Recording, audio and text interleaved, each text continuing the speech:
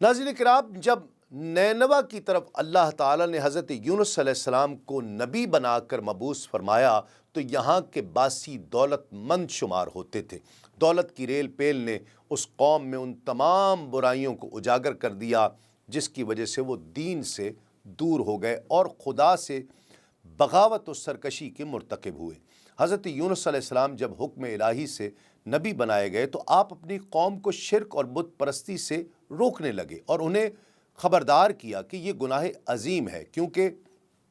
شرک و بت پرستی کرنے والے کبھی فلاح نہیں پاتے، لیکن وہ گناہوں کی دلدل میں بری طرح دھس چکے تھے کہ اپنے نبی کی آواز پر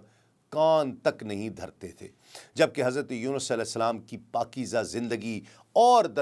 دربار الہی میں کی جانے والی عبادت اس بات کا مظہر تھی کہ آپ ایک باکمال، پاکیزہ اور راست کو ہستی ہے۔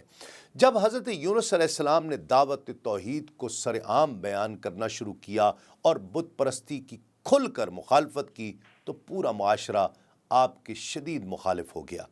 آپ علیہ السلام نے باطل کے خلاف مبارزہ جاری رکھا اور اس گمراہ ظالم قوم کے ساتھ ایک شفیق باپ کی مانند بہترین اخلاق، نرمی اور محبت کا برتاؤ کیا،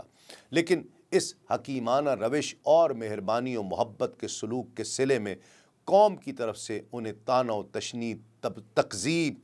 تمسخر اور استہزاء کے علاوہ کچھ نہیں ملا۔ بت پرست آپ کو کہا کرتے تھے کہ ہم کس دلیل کی بنیاد پر اپنے دین اور آئین اور مذہب سے رخ پھیر لیں، جبکہ ہم سالہ سال سے اس مذہب کی پیروی کر رہے ہیں؟ اب کیا ہم اس کو ترک کر کے آپ کے ایجاد کردہ نئے دین اور اعتقادات کی پیروی کرنے لگ جائیں؟ حضرت یونس علیہ السلام نے ان کے خود ساختہ استدلال کے مقابلے میں حکیمانہ انداز سے ٹھوس دلیلیں پیش کی اور انہیں باور کرانے کی کوشش کی کہ بے جان بت ایسے بے شعور اجسام ہیں جو نفع نہیں پہنچا سکتے۔ حضرت یونس علیہ السلام کے اس تبلیغ و دعوت اور معاشرے کی خرافات، افکار و عادات سے مبارزہ کرتے ہوئے زندگی کے 30 برس بیت گئے، لیکن انہوں نے آپ کی کسی بات پر کان نہیں دھرے۔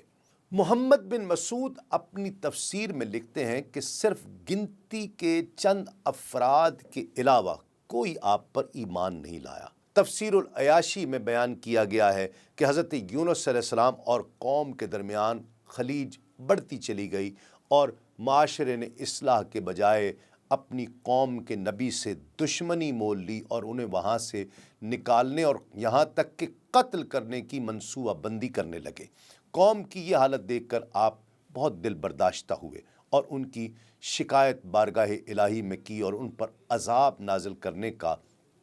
تقاضا کیا۔ بعض روایات کے مطابق آپ نے ان الفاظ میں اللہ رب العزت کے حضور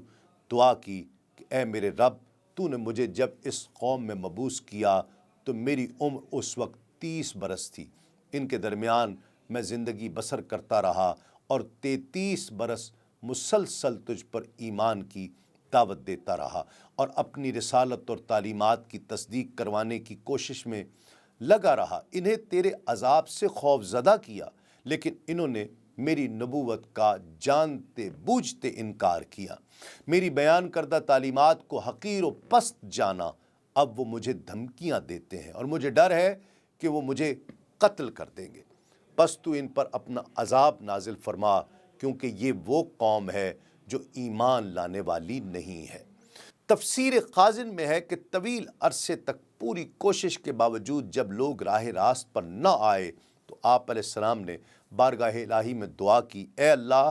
قوم مجھے جھٹلانے پر ہی قائم ہے، بس تو ان پر اپنا عذاب نازل کر دے۔ اس پر ان سے فرما دیا گیا، آپ انہیں خبر دے دیں کہ 3 دن بعد صبح کے وقت ان پر عذاب نازل ہو جائے گا۔ عذاب کا نزول شوال کے وسط میں بروز بدھ سورج نکلنے کے بعد قرار پایا، چنانچہ آپ اس کی اطلاع دینے کے لیے اپنی قوم میں تشریف لے گئے۔ آپ نے سب سے پہلے اپنی قوم کے اس عابد کو اطلاع دی جس کا نام تنوخہ یا ملیخہ تھا۔ وہ ایک مومن شخص تھا لیکن علم و حکمت سے عاری تھا۔ وہ کہنے لگا کہ اے یونس ان کو گمراہیوں اور معصیتوں کی دلدل میں دھنسے رہنے دے یہاں تک کہ اللہ کا عذاب ان پر آ جائے۔